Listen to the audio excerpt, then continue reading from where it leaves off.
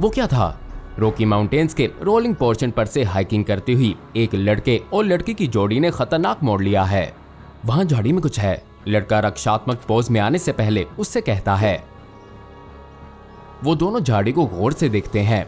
पत्तों में हल्की सरसराहट होती है, जैसे अंदर कुछ हो। लड़का जमीन से एक स्टिक उठाकर अपने आगे करता है, उस भयानक जानवर को मारने के लिए जो झाड़ी में छुपा हुआ है। सरसराहट रुक जाती है, लेकिन लड़का अपने डिफेंसिव स्टैंड से नहीं हिलता है। क्या तुम्हें लगता है कि वो चला गया? लड़की पूछती है। लड़का निश्चित नहीं है। वो झाड़ी की ओर झुकता है। इसके अंदर क्या छुपा हो सकता है, उसके संकेतों की तलाश में। जैसे ही जीव झाड़ी से बाहर निकलता है, लड़का चिल्लाता है और पीछे की ओर गिर जाता है। ओ, लड़की बोलती है, ये तो पीका है। वो इस अडोरेबल छोटे जीव को करीब से देखने के लिए जमीन पर बैठ जाती है। पीका कोलोराडो के इस हिस्से के मूल निवासी हैं और ये खरगोशों से मिलते जुलते हैं, लेकिन इनके कान छोटे और गोल होते हैं। वो इसे जाते हुए देखती है और फिर पीछे मुड़कर अपने दोस्त को एक पेड़ की शाखों में उलझा हुआ देखती है। वो उस पर हंसती है और उसे इससे बाहर निकालने के लिए अपना हाथ आगे बढ़ाती है। क्या तुम ठीक हो? वो हंसते हुए पूछती है। हाँ, वो ठीक है। केवल एक चीज जो हर्ट हुई है वो उसका अभिमान है। वो अपने बाजू पर एक छोटा सा लाल धब्बा देखता है और उसे रगड़ता है, लेकिन ये बिल्कुल भी दर्द नहीं होता। उसका ध्यान लड़की की ओर जाता है जो उस पर आश्चर्य कर रही है, जिसमें वो फंस गया था। शाखों से निकलकर अब वो भी पेड़ को अप्रिशिएट कर सकता है कि ये वास्तव में अविश्वसनीय है। ये एक विशाल ब्लू स्प्रूस की तरह दिखता है, लेकिन इस नाम के विपरीत, क्योंकि इस पेड़ का रंग वाइब्रेंट रेड है।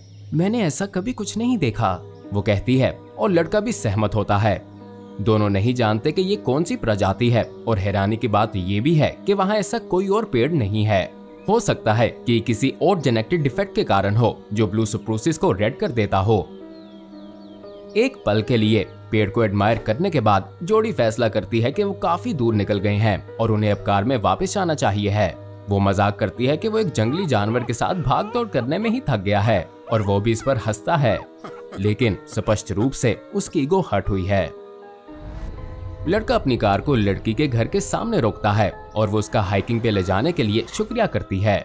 जैसे ही वो बाहर निकलने लगती है, लड़का उसे रोकता है। वो पूछता है कि क्या वो कुछ और करना चाहती है, जैसे डिनर। लड़की उसे ऑफर के लिए थैंक्स कहती है, क्योंकि उसे अगले दिन जल्दी उठकर काम पर भी जाना है। फिर कोई ड्रिंक, 1 घंटा 30 मिनट। लड़की अपनी पूरी कोशिश करते हुए उसे ये कहकर शांत करती है कि वो उसे केवल एक दोस्त के रूप में पसंद करती है और बस यहीं तक। लड़का फिर से कुछ कहने लगता है, लेकिन वो उसे रोक देती है। अगर वो उनकी दोस्ती को महत्व देता है तो वो इसे उसके साथ डेटिंग के रूप में इस्तेमाल करके इसका फायदा उठाने की कोशिश नहीं करेगा। लड़के का अभिमान फिर से चकनाचूर हो जाता है। वो माफी मांगकर ये स्वीकार करता है कि वो ठीक है। ये बस इसलिए है कि उसका समय उसके साथ इतना अच्छा बीता है कि वो नहीं चाहता कि ये कभी खत्म हो। वो कार का दरवाजा बंद करते हुए उसे एक सैड स्माइल देती है और वो उसे ड्राइव करने से पहले घर में जाता हुआ देखता है। 2 हफ्ते बाद उस लड़के का फोन बजता है। ये उसकी दोस्त है। वो उसे बताती है कि उसने कार में जो कहा था वो उसके बारे में बहुत सोच रही थी और उसे भी उसके साथ समय बिताना पसंद है। हो सकता है कि उनके रिश्ते में कुछ और हो। लड़के को विश्वास नहीं होता है कि क्या ये सच में हो रहा है। लड़की सीरियस है। यदि वो अभी भी इंटरेस्टेड है तो वो उसे उस डिनर ऑफर पर ले जाएगी, उसकी तरफ से ट्रीट। वो जानना चाहती है कि वो अभी क्या कर। लड़का अचानक दर्द से कराहता है। क्या तुम ठीक हो? ये कैसी आवाज थी? हाँ, मैं ठीक हूँ, कुछ नहीं था।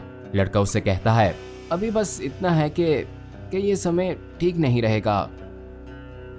लड़की को समझ नहीं आती। वो सोच रही थी कि वो शायद उससे मिलना चाहता है। वो उसे बताती है कि कल वो एक वर्क ट्रिप के लिए शहर से बाहर जा रही है और कुछ हफ्तों बाद वापस आएगी। वो उम्मीद कर रही थी कि उसके जाने से पहले वो एक बार मिल। लड़का फिर से दर्द से कराहता है। वो उसे बताता है कि वो पूरा दिन अच्छा महसूस नहीं कर रहा था, लेकिन वो ठीक हो जाएगा। अच्छा ठीक है, गेट वेल सून। मैं वापस आके तुम्हें कॉल करूंगी। वो एक दूसरे को बाय बोलते हैं और लड़का फोन रख देता है। वो भयानक लग रहा है। उसकी त्वचा पीली पड़ गई है और उसका चेहरा खोखला और भदा दिखता है। वो अपने बाजू को देखता है जिसमें उसकी वेन्स मूव कर रही हैं और साथ ही साथ पल्स और वाइब्रेट भी। वो फिर से तड़पता हुआ चिल्लाता है और अपना हाथ पकड़े फर्श पर गिर जाता है। फर्श पर गिरने के बाद वो अपनी पूरी ताकत लगाकर फोन तक पहुंचने की कोशिश करता है।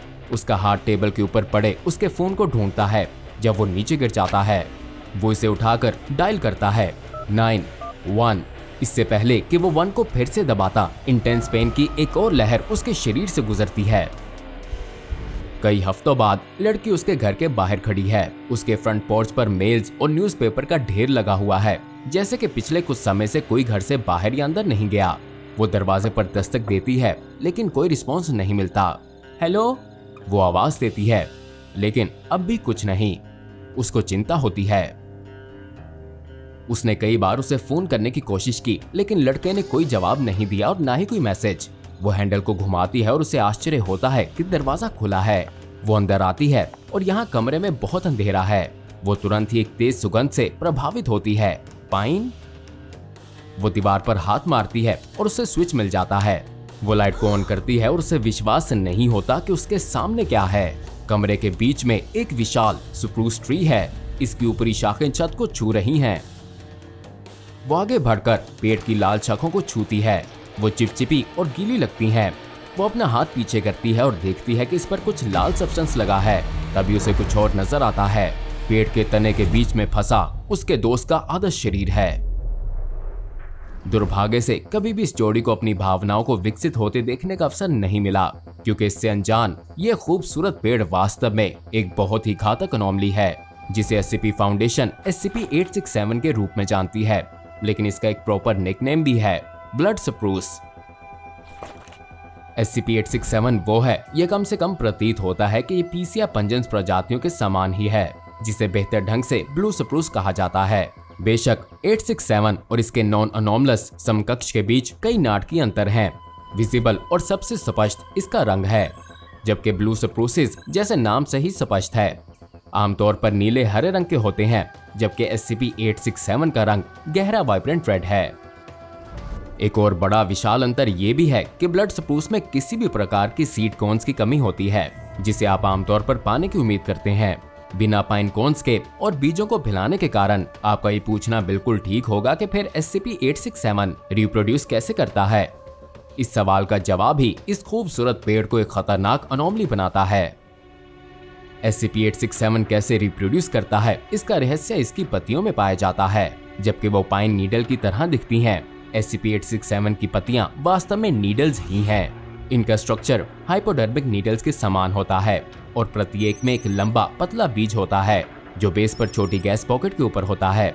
जब कोई जीवित जीव पत्तियों को छूता है, पेड़ तुरंत रिएक्ट करता है। ये पत्तियों की बेस पर लगी गैस पॉकेट को छोड़ने के लिए ट्रिगर करता है, जो बीज को उसे छूने वाली त्वचा के अंदर इंजेक्ट कर देता है।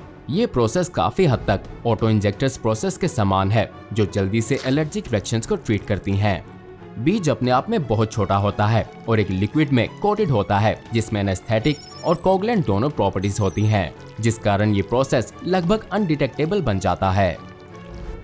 एक बार त्वचा में इम्प्लांट होने के बाद ये बीज जर्मिनेशन प्रोसेस शुरू करने से पहले 2 सप्ताह तक निष्क्रिय रह सकते हैं और फिर SCP-867 का असली भयानक रूप सामने आता है।